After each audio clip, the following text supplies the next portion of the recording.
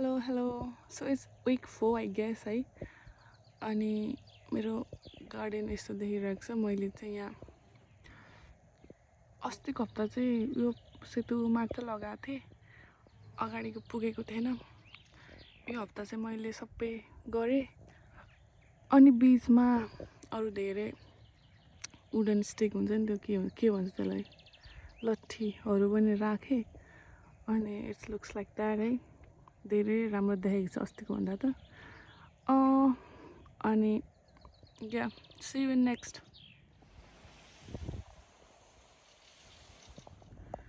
Look at the para, pure para फार्मरको। हेर्नु न कस्तो फोहोर भएको छ। आज चाहिँ नधोइ नआउने भएको छ ड्रेस। गाह्रो छ नि, गाह्रो। कहाँ सजिलो छ भाइ। कस्तो दामी पहिल्यै फुल फुलेर समर आएर कस्तो फुल भयो। उतै हो गाडी बनाउँदो, त्यस्तो मेहनत गरेर है। दुईचोटि अझ दुई दिन आएर क्या हातमा ठेला उठ्ने गरी ठोकेर बनाएको लगेर एकचोटिको हावाले यस्तै खालको रहेछ। सो मान्छे यो उतापट्टि चाहिँ ठिक छ, यतापट्टि हावा नै थाम्न सकेन। धेरै सानो पाल छ कि यसको झुल जस्तो, अनि हावा छिर्न सकेन। सो यस्तो भयो। म चाहिँ यसलाई निकालेर फेरि बार यहाँसम्म थियो। यो बार कताको देखिन्छ कि यहाँसम्म थियो, उठाएर लगाएर उता हाल्यो गराउँछु। अनि त्यसपछि आजको लागि यति नै हुन्छ।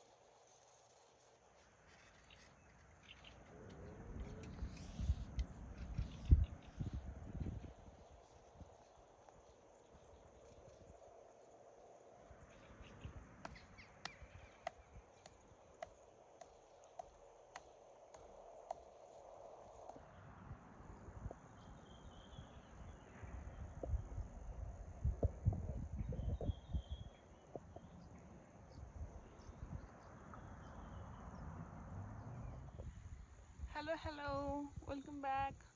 यहाँको सबै काम सक्यो। अहिले चाहिँ राति भएको छैन, राति हुँदैन फिनल्यान्डमा।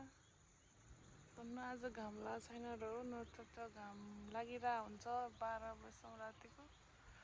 अहिले चाहिँ 7:30 हुन थाल्यो। अनि त्यसपछि सबै काम सकेँ मैले गार्डनको। कता पो छ। अनि काम सक्यो। अब चाहिँ म रुममा जान्छु, नुहाउँछु, नुहाएर खाना खान्छु, अनि सुत्छु। अनि फेरि त्यही बिहान 7:30 बजे उठ्यो। अनि यस्तै कहिले 5, कहिले 6, कहिले चाहिँ 7:50 7 बज्यो। अनि यतिखेर घर गयो। अनि फेरि सिधै क्या मिठो निन्द्रा आउँछ। अहिले यहीँ